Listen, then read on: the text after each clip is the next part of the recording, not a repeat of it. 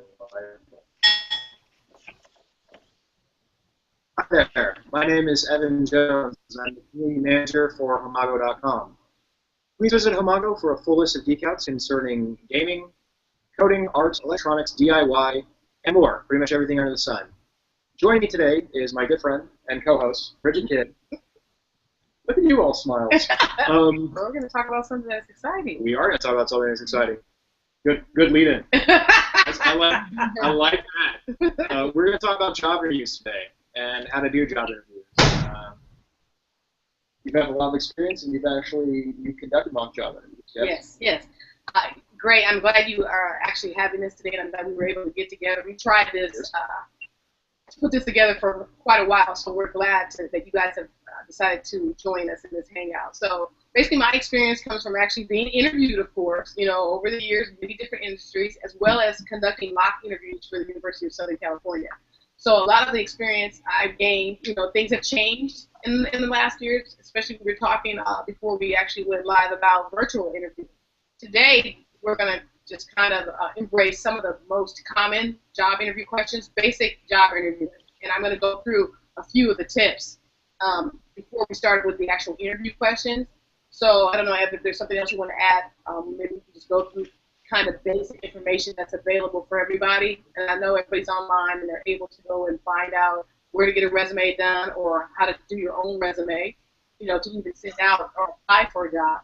But some of the tips that you should know is that do your homework. There's lots of companies out here, and especially with all the social media, you can follow companies and find out what they're about, what their stance is on politics, how they feel about, local gardeners or local farming or things that are fresh, or just the retailers and how they do business. So do your homework. Find out what the company does well. Find out what the company sells. Find out what they do really well in your area. And then figure out how would you fit into that. That's the first thing. Do your homework. Because a lot of times you're looking for a job, especially if you're right out of high school or first year of college. You're just like, I need to get work because I need to pay some bills and I want to be able to student loans. Enjoy my college life a little bit.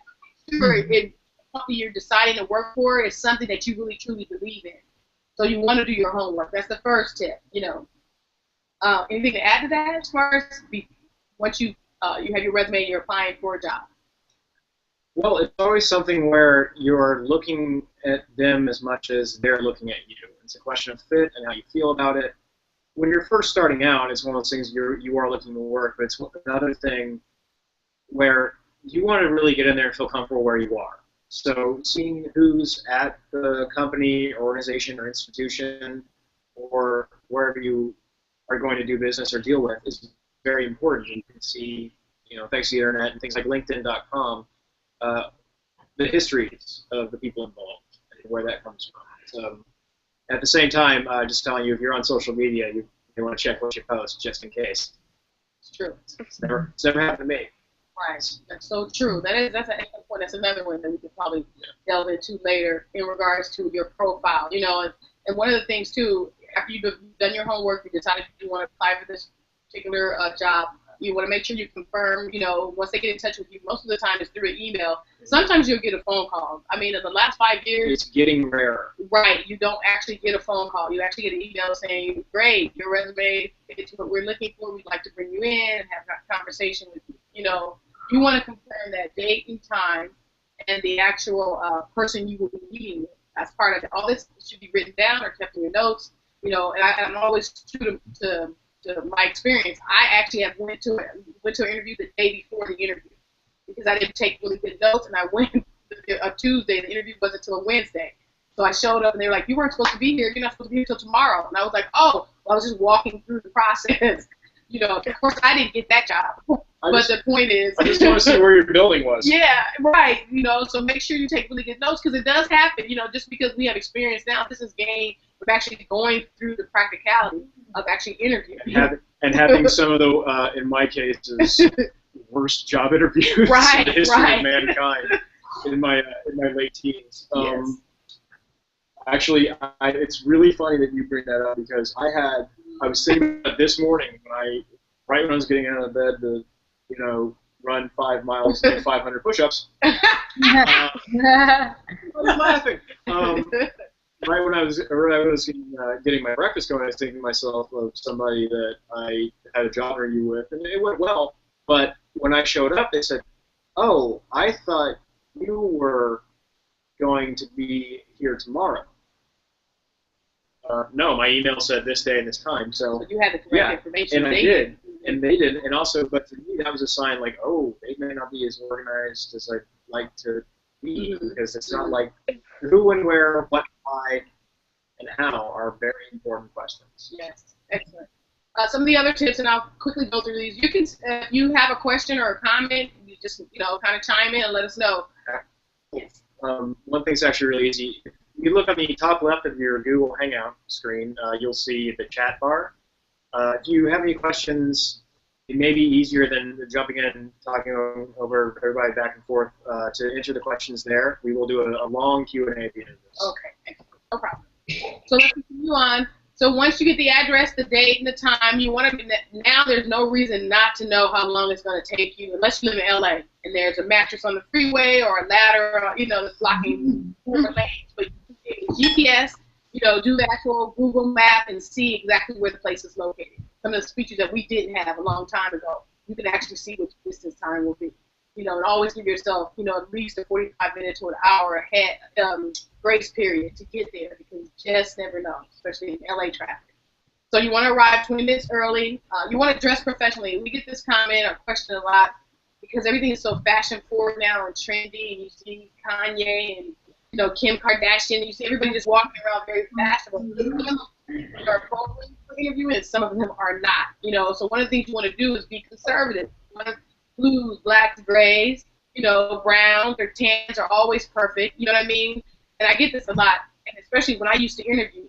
Try to wear less jewelry and less makeup and less perfume. It makes a big difference because you can become distracted. I've interviewed probably over 400 or 500 people in my career, and there's been some that I couldn't even concentrate on what they were saying because I was so busy looking at the painted eyebrows. So you have to really be aware of it. Making sure you're professionally dressed, but you're also not distracting. Remember, you're the prize. You're the asset. You're going to bring all the value to the company. You want yourself to be heard. So you don't want to have a distraction with some kind of, something small that makes the interviewer not quite remember you or want to hurry up and get you out of the interview. It's easier, like I'm breaking my own policies today because this is the interview from my home office. I'm two days out of shaving and I'm not wearing a collared shirt, but it's easier to show up in a collared shirt and and have everybody like, wow, you really dressed up for this thing, than it is to get away with it, so to speak. It is to show up in a pair of cut-off jeans and an untucked dress shirt. And that you only get one chance to make that first impression, and you want to show that you're taking it serious. Okay, next tip I have, and this is something that I really noticed with the mock interviews a couple months back at USC, a handshake. Most of the time you walk in and you're introduced to the interviewer and you extend your hand and you shake. Right? Now, I probably did mock interviews for 25 students, undergraduate students, a month ago or however many months ago. I would say 60% of them shook my hand too hard. I don't know what that was about. I don't know why, but it was immediate eye twitch and wow, okay. So you really want to be right. It was an instant headache, almost like a brain freeze that you would get when you drink a Slurpee or something. It was like, okay, what are you trying to prove? And I did make notes to say your handshake is a little too firm. It's almost like you were trying too hard, and I want to kind of do something with Evan. It was kind of like, oh, welcome, and they went in like this, and it was really gripping versus, nice to meet you. Just a firm handshake, not I'm going to, wrestle you or arm wrestle you right now for this job. So be aware of just how strong it is, exactly as if it's split fist. I had a couple of people like, T, my darling, they were doing light. Light, that's inappropriate either. So it has to be a really firm handshake, but not too firm. Well, there's firm and there's judo firm. Right. Yeah. And I think you also gave us judo firm. Gave us our first animated gift there from doing this. Yeah.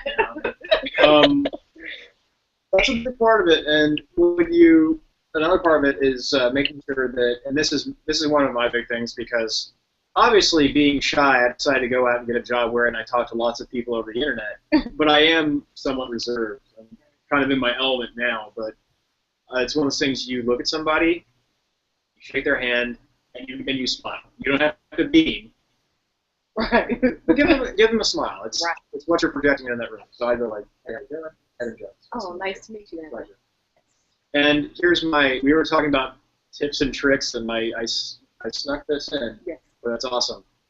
If you are somebody like me who was taught not to stare at people growing up, Yeah. I have military people in my family, and it's called reckless eyeballing. Look right here. Yeah. Nobody can tell. Like, Right. hey, how are you? I'm good. You? I'm not making eye contact with you, Me but I neither. totally look like I am. Yes.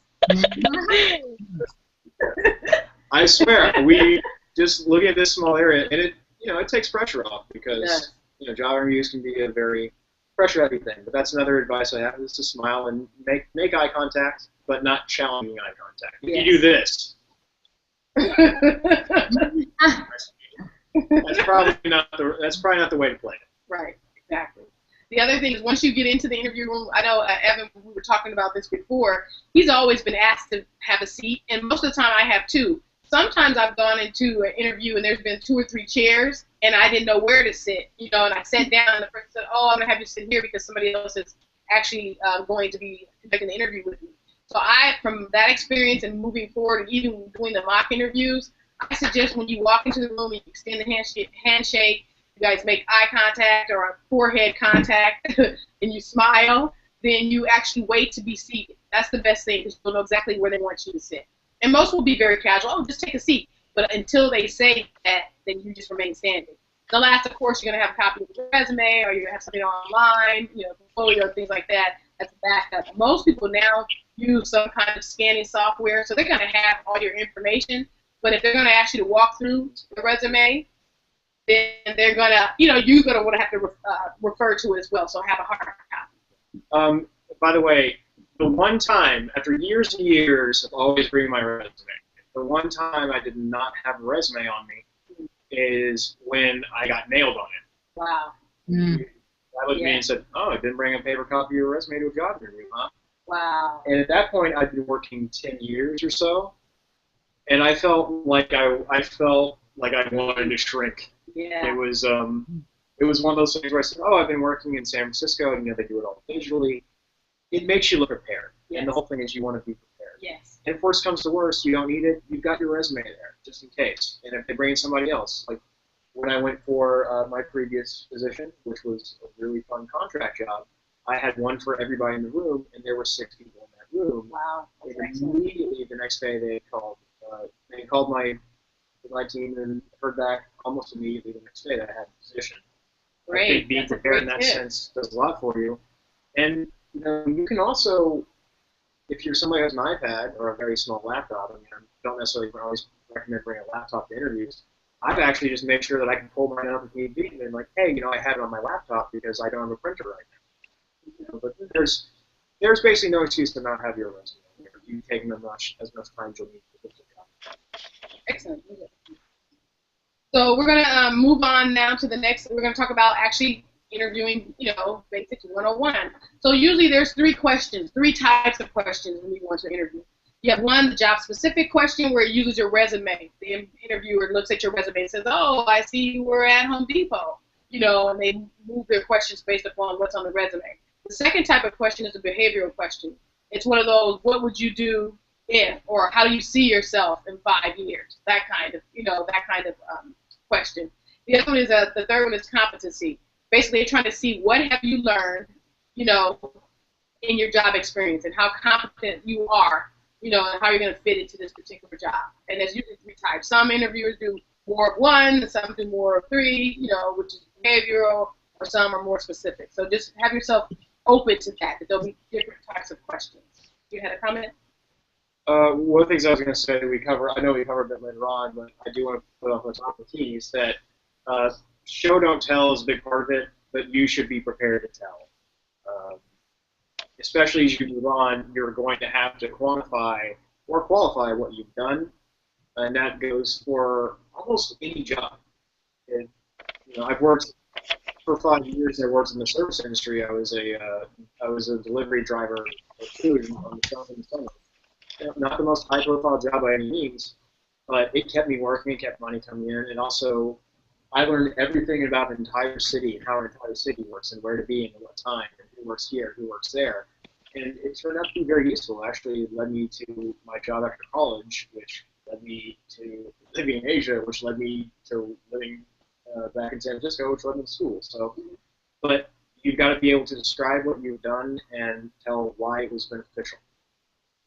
And in little short sentences. Right. So I think it's like Right. So we're going to walk in. That's an excellent point because I think Evan has had more interview experience in the last 2 years than most of us. As far as I think he's an expert really on how to answer because he's had some crazy interviews where he's a big Facebook poster. We've what seen did some you of make on your SATs? Right. He's had I've some been interesting. asked what I made on my SATs as a 32-year-old man. Right. So we're going to talk about that, but let's talk about the job-specific question, the one that I said refers me to uses your resume as an interviewer. So I'm going to ask Evan, basically, walk me through your resume.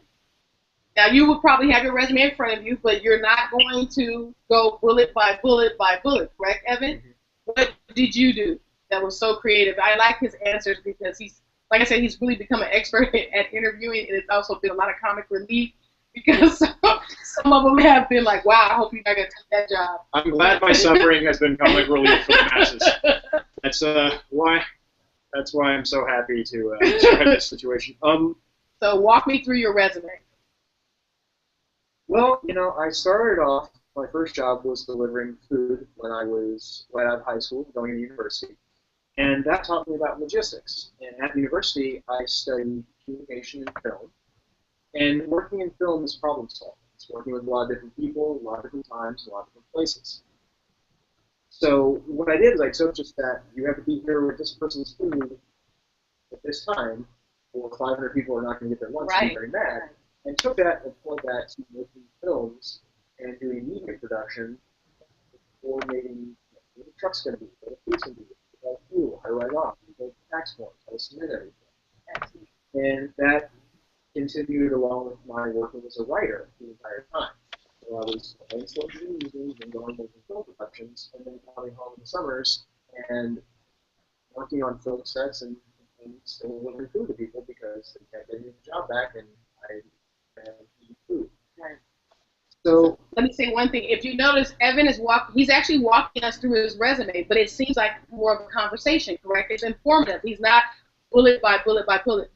When I did the mock interviews, because most people hadn't been experienced with walk me through your resume, I got a lot of, hey, walk me through your resume. I got, like my resume is right here. You need me to walk me through it? That's what they said with their eyes. Never. They didn't say it, but they were kind of shocked when I say walk me through your resume. So what Evan is doing is actually pinpointing specific skills that he learned, targeting each job that he did, and just kind of going with the flow, and he's working his way from the bottom to the top, the last, not the most previous job, but your first job to the current job. So you want it to flow that way. You also want to be mindful. One of the things we did, we asked the same question twice.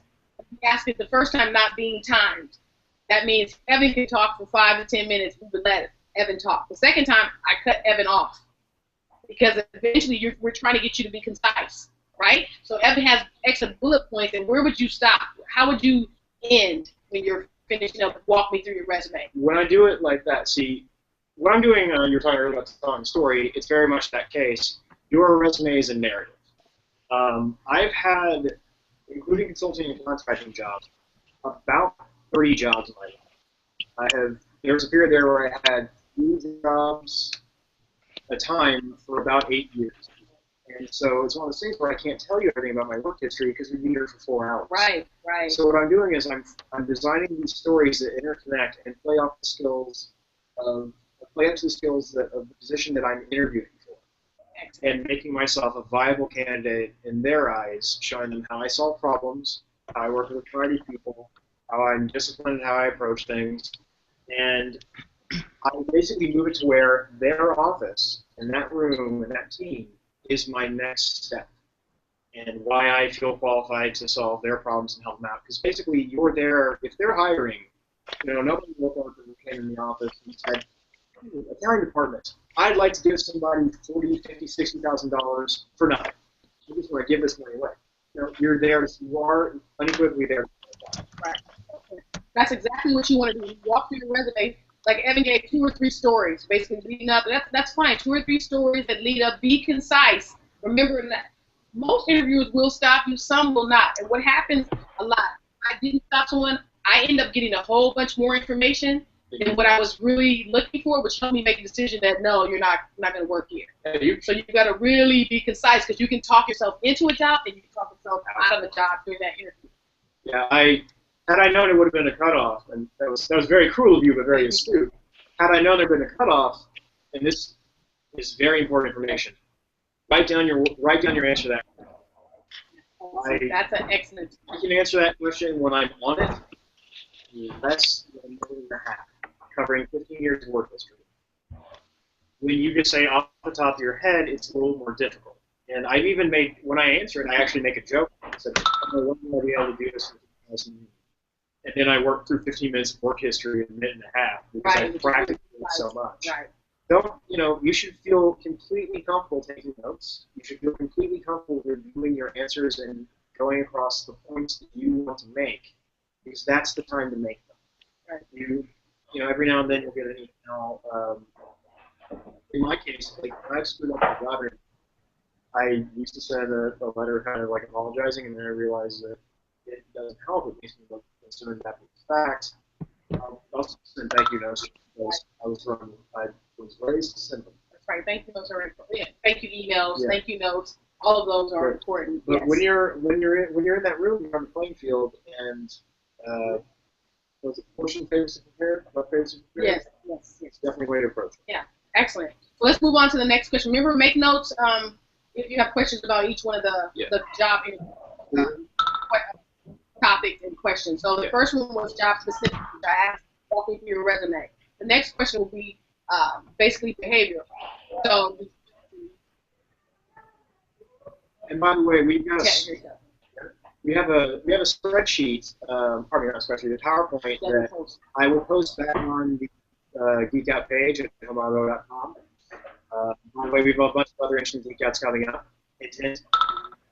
And again, if you have questions, please feel free to put them in the chat. We'll be at the Q&A in a few minutes, and we'll knock them out. Right.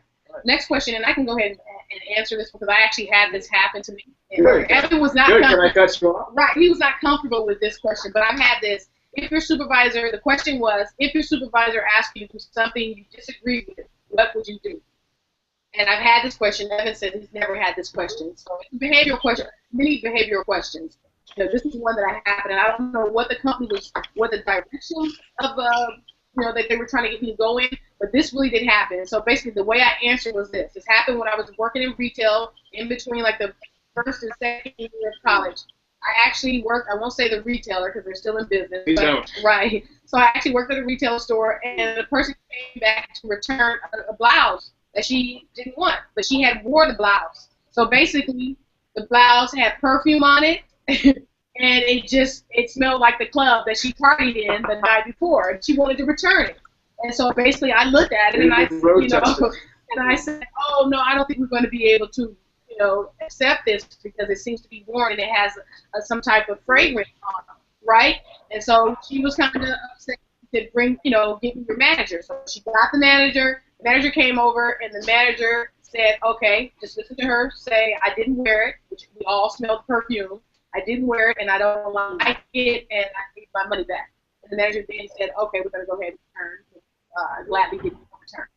So that was exactly what really did happen. Now, I actually, as my boss said, it was okay to take the blouse back. I smiled back at the customer, actually did the refund, took the blouse, and of course it went to where we couldn't use it anymore. But that was the time that I actually had a supervisor ask me to do something that I totally disagreed with because we had been trained not to take items back that had been worn. But again, bigger picture is, the fact that the blouse maybe $29 to lose a customer, or is it $29 to keep a customer? So me not being the manager and only following the rules and policies that we get in the handbook told me no, we don't want the blouse back. But the bigger picture, and especially as you climb in your career, you'll make bigger decisions that are way outside the one department.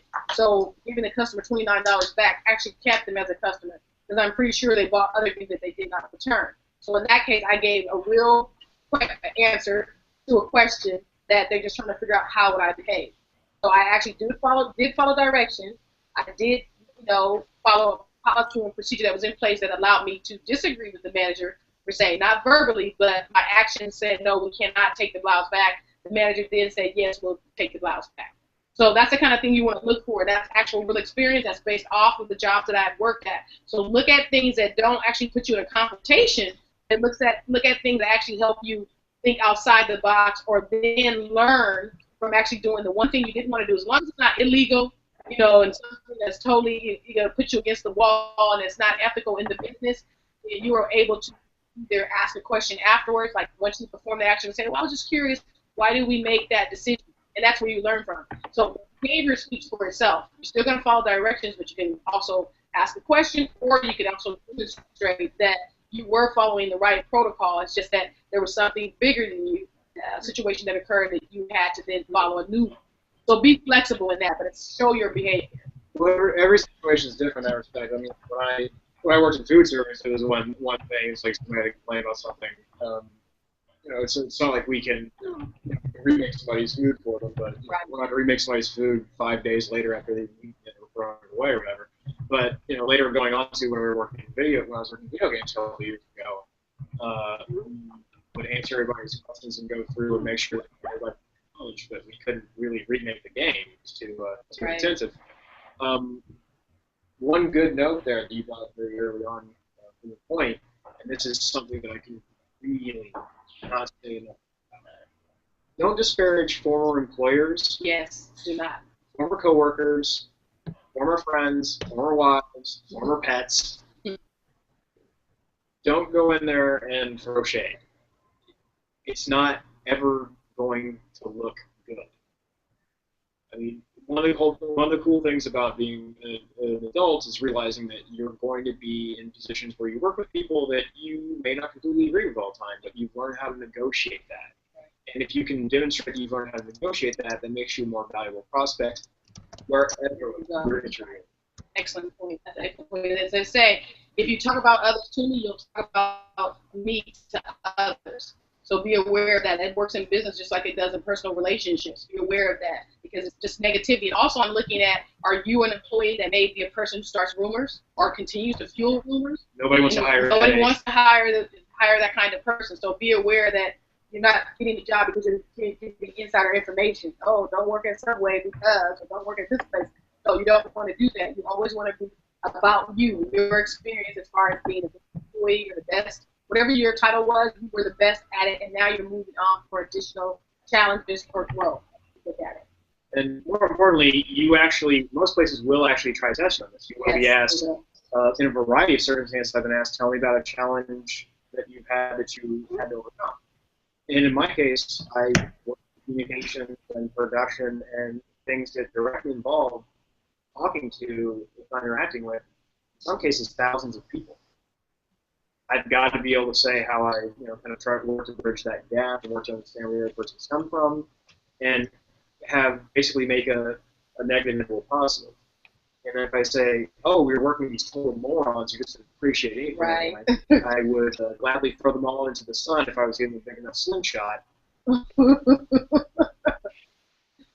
not going to work. As funny as that sounds, it's going to be something where they're going to, people, hiring managers especially, will look at the sentiment behind it. Yes. More so than even your answer. I agree. So our last question, basically, we talked about job specific, we talked about behavioral, and now this one is about your competence. And what I'm trying to understand is, how have you grown in your life experiences? So when I give you this question, this is a question that everybody dreads. I've done some research and found that most people do not like this question and they don't know how to quite answer, except for Evan. I can't wait to answer. Because Evan's been so much real life experience. So basically, the question is, tell me about yourself. Do not like that question. Right, and nobody likes that question, right? Because the first place you see is you start seeing yourself think. I express myself succinctly. Let me tell you how to not answer for the correct way. Okay. Because Evan has the correct way. I was ready to go. You ready? Okay, go ahead. I had one where I said, I started to talk about my family. Oh, I grew up, on this particular street, and I have pets. And I started to talk about anything on the job. I started talking to me. And this person is specifically targeted toward the job and what skill set you have. So now Evan will give you the correct way, not the incorrect way, where I started talking about my personal life. Incorrect. Well, notice where I start and where I stop, and watch me do it in 30 seconds. Okay. Well, I was born to a family of school teachers. My parents are both school teachers, and very early on, I got interested in reading and writing. And that had me looking at both computers and film technology to see how online communities could form very early on. I went to school for film, but I noticed that passion was really in writing about film and media and using smaller things and personal pieces of art that can still tie up to a larger audience. And so that's what got me into looking at online communities and working at online communities, which involved me now what we do in the future. Excellent. And so that's the way you would answer that question. There was nothing about him skating as a young child. There was nothing about divorce. There was nothing about all kinds of things that are personal. It was strictly about his skill set that he learned in regards to all the jobs that he had. And then he tied it back to in film and online communities and what I'd like to do for you. And you can even go a step further and say, this is how I see myself benefiting in this position for you. I'm really good at this, this, this, and this, and here's where I can actually change the direction of a particular department. You can further sell yourself as long as you're being honest about it and authentic. And again, it's all about the job. It's not about the personal experiences. That's why most people dread it. As I heard some of you kind of like, because you don't know where to start. Where you start is what you've done in your job history. And if you've had very little job history, I remember one of the persons before babysitting, that's job experience. If you're volunteering, that's job experience. You tie everything back to multitasking. Tie it back to the fact that I'm able to handle diverse groups of people, especially if you're babysitting a 5-year-old, a 15-year-old, and a 13-year-old. They're all different levels, right? You have to do different activities with each. That's a multitasking, and that's also a person who's able to identify another person's strength that can actually help the department run smoother. Prioritization skills. Yes. And people skills is kind of made fun of, but again, nobody wants to hire a headache. Right. You've got to be able to kind of get into that environment and work smoothly and figure out. Reading the room is a really important skill. We'll talk about that. Yeah, so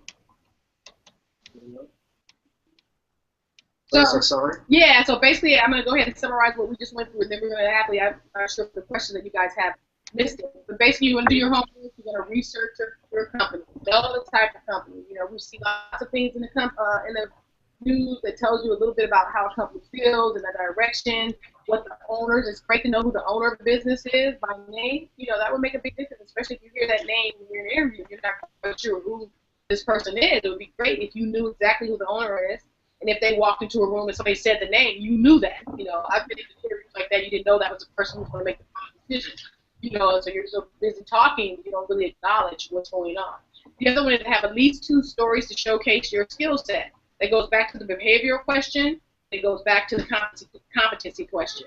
As I was babysitting, I started babysitting when I was in the 8th grade, and it actually taught me how to prioritize, and it also taught me how to actually start to save my money to prepare for jobs. And one of the things I'm really good at now is actually budgeting, and which helps me manage my time well, and I know that I would be able to meet most of the deadlines in your company. Those are the kind of things that you actually use to sell yourself. So those are the stories, and it ties back to what your actual experience is. The other thing that I ever mentioned too a little bit is be prepared for anything. Nowadays, you just never know what can happen in an interview. You just never know. Things happen. I've been at an interview in an earthquake. A slight tremor took place.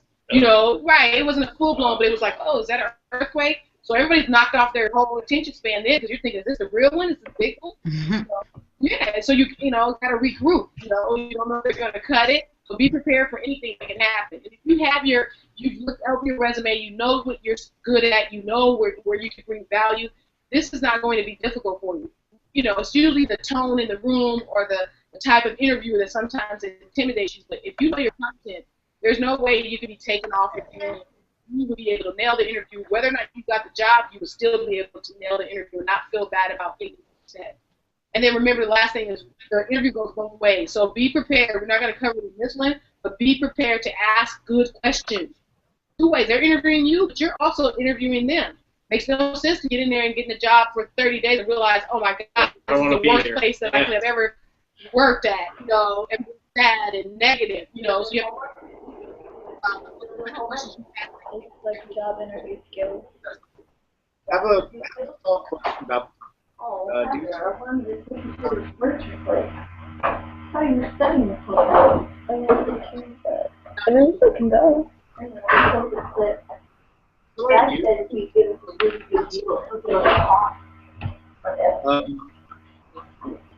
Yeah, start with a great question about the company. Look at what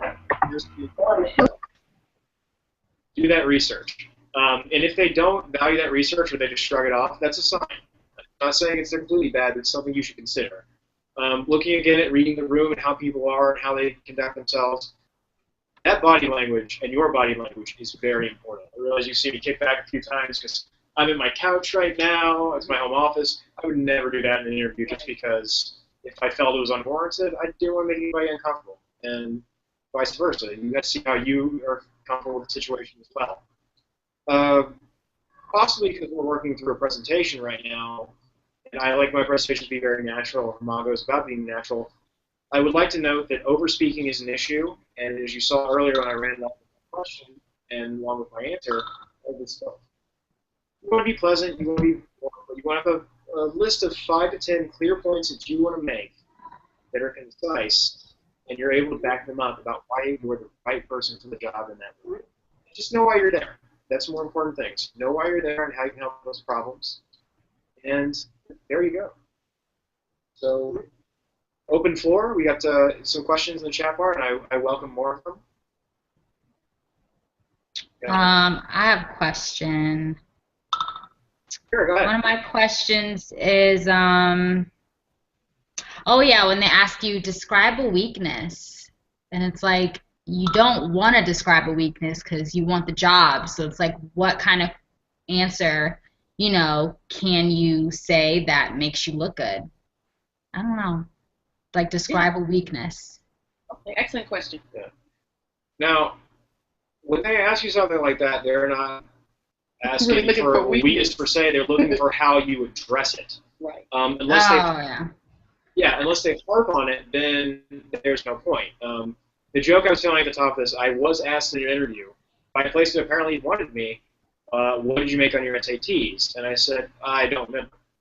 It had been 17 years since I took them, 15, 16, 17 years, and I had just finished my master's program with a 3.96 or something. Like, I all of a sudden turned into a good student. He was asking me about my SATs, and I said, I don't remember. They don't even use the same grading scale anymore. Right. And he kept poking me about it, oh, no idea. And I said, yeah, I think I did this in verbal and this in math. He goes, so you're bad at math? I said, probably in a time environment. And he kept bringing it up. Right. And so it was one of those things where it was just this goofy, it had no effect on the job. I wasn't doing anything in a quantitative capacity, and I wouldn't be doing anything for a quantitative capacity. But that was just somebody poking at something, and that was a sign to me, okay, it's not for me. Fine. But when somebody asks me to describe a weakness, I'll mention something that I'm not good at and how I'm working. Mm-hmm. And when I talk about how I'm working on it, I'm going to tie it back into how that's going to be beneficial for them and help them. Mm-hmm. I love language. I love how language works. I'm into reading.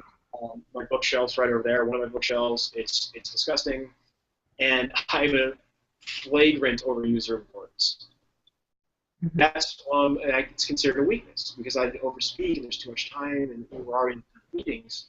And so what I try to tell them now is that I'm working on being very concise without undercutting what I'm trying to communicate.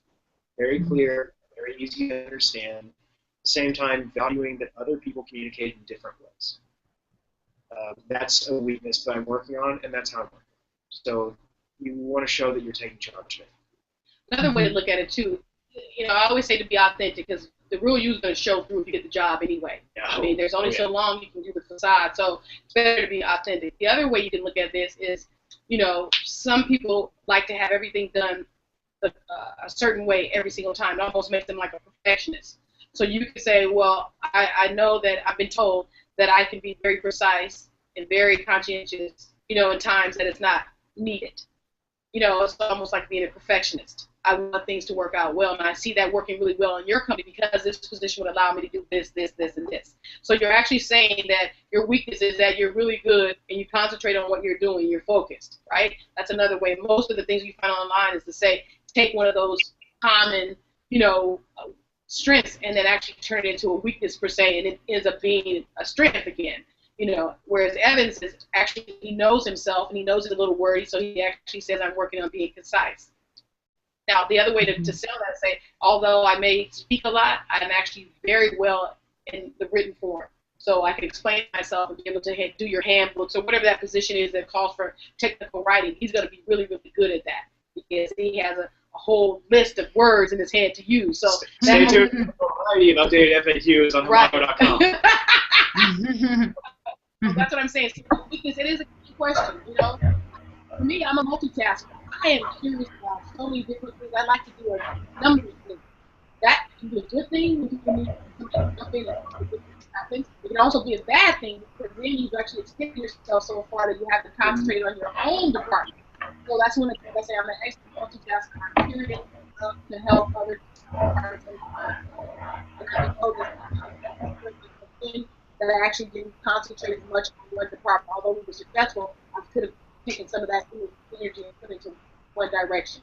So look at it that way. That's an excellent question about your weaknesses. Don't take it necessarily literally like, oh, my weakness is, you know, I worry a lot. That's not going to be one that you want to bring up in the future. I'm a worrier.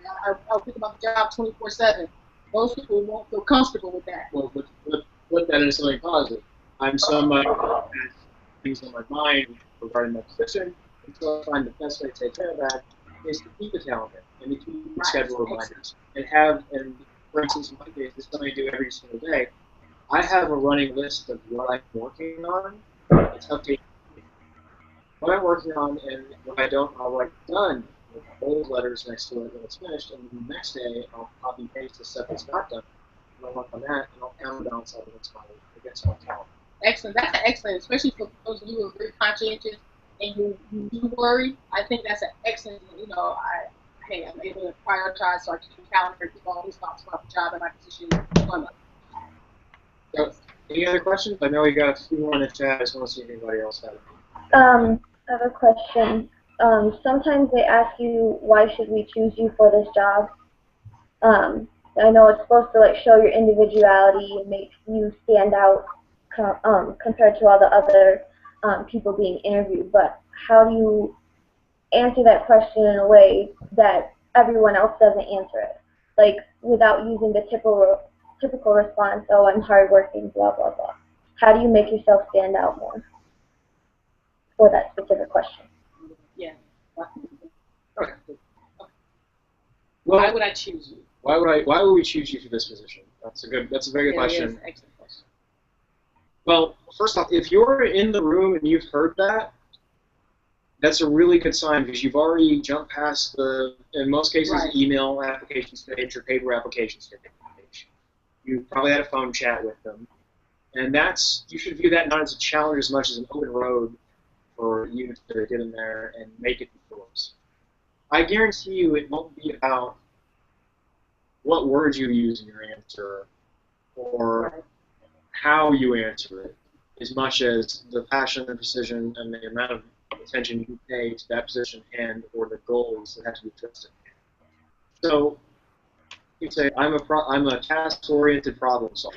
Well, it's very easy for me to say I'm a task-oriented problem solver. I can also say I kind of look something like Superman.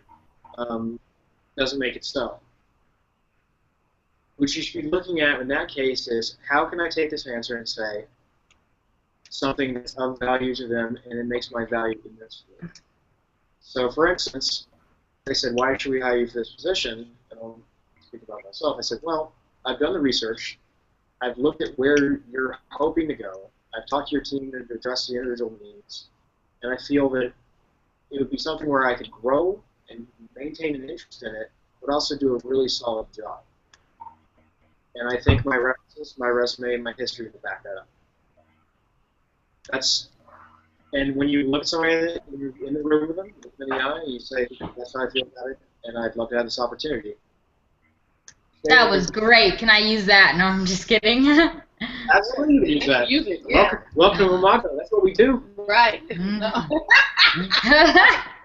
Right. But that's how you can approach that. And again, if you're thinking about that question in there, 5 to 10 concise points that you would convey during any job interview, and be ready to have that be part of it. Definitely not that. Especially, I've done the research. I've done the research. Like, yeah. What makes me different immediately is that I've done the research. Not looking at where you're going to go.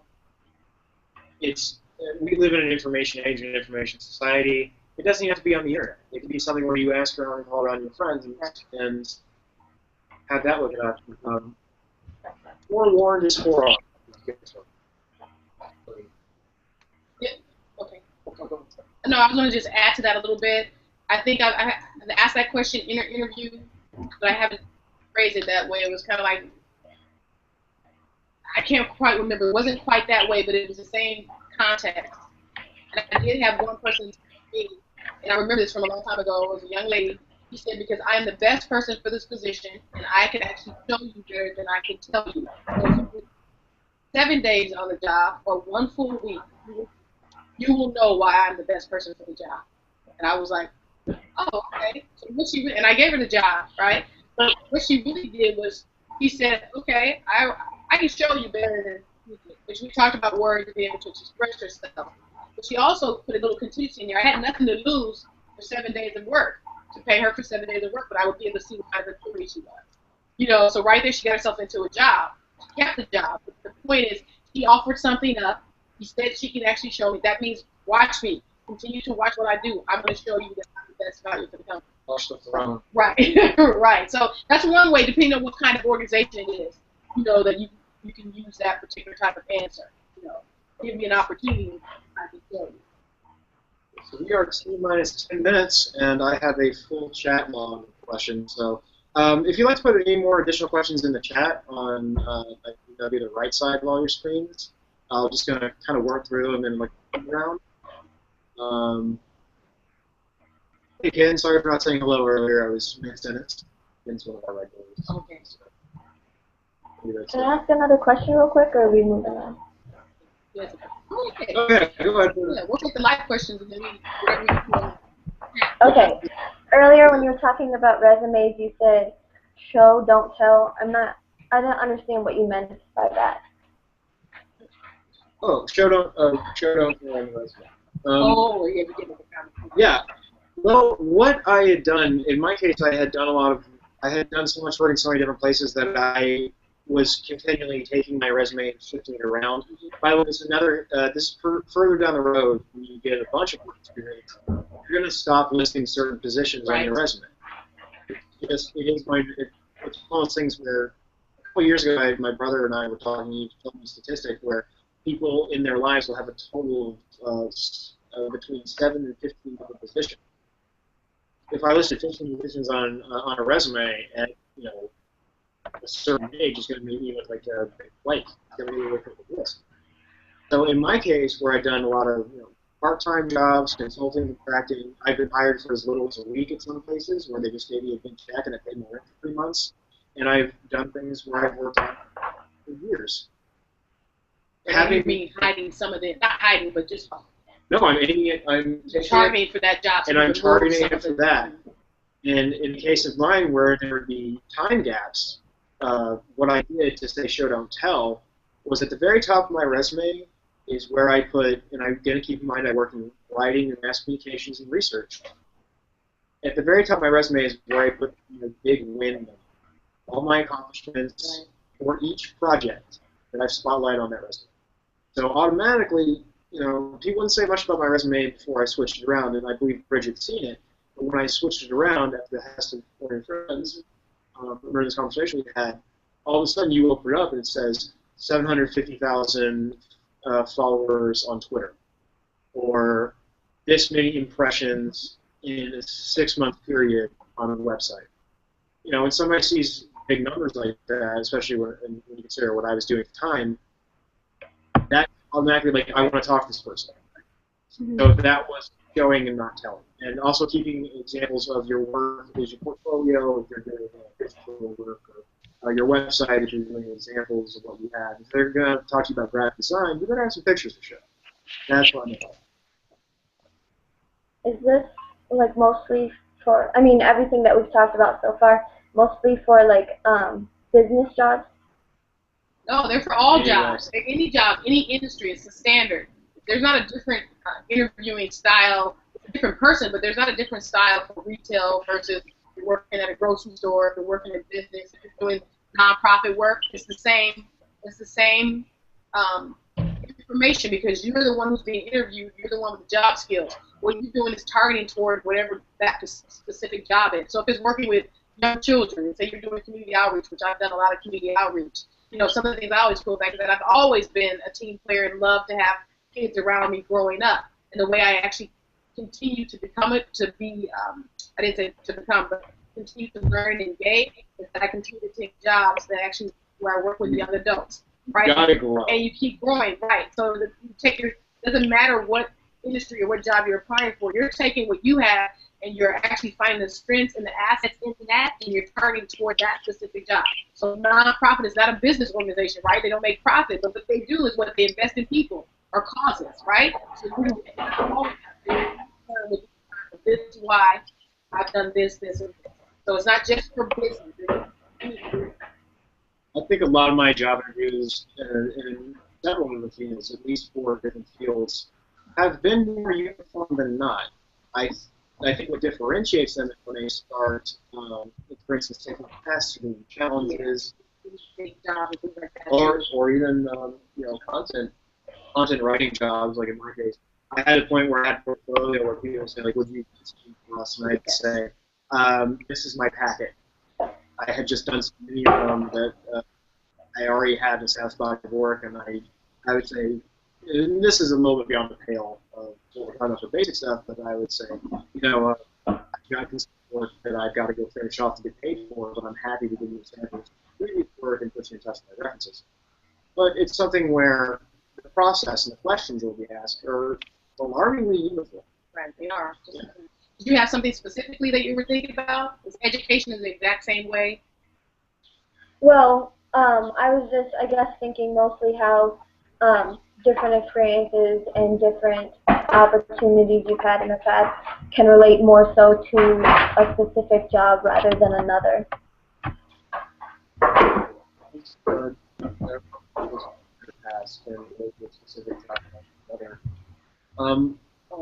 Well, in that sense, again, narrative so that when I go in to speak to that specific position and that person, I have something that I can directly relate to that. But I'm cherry picking from my experience where they're going to want.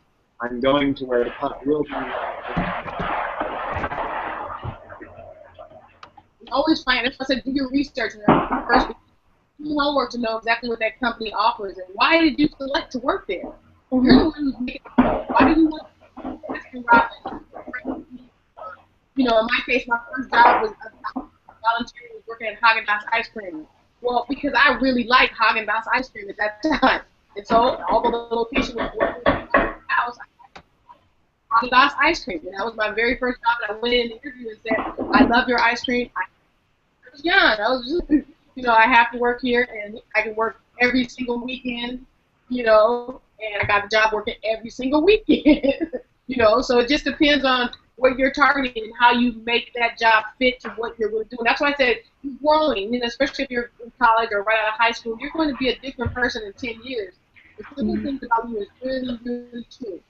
You like fashion, you like makeup, or you like animals, or you like working with kids. Some of that stuff is really innate to you. You're going to target yourself toward, jobs that actually continue to challenge you and grow you in that level. So I just wanted to add that little bit before we wrap up. Something that you can relate to, but keep yourself growing.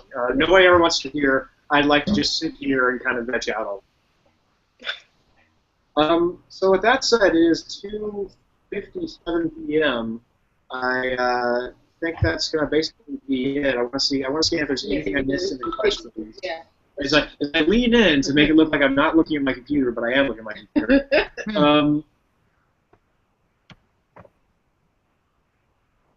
It's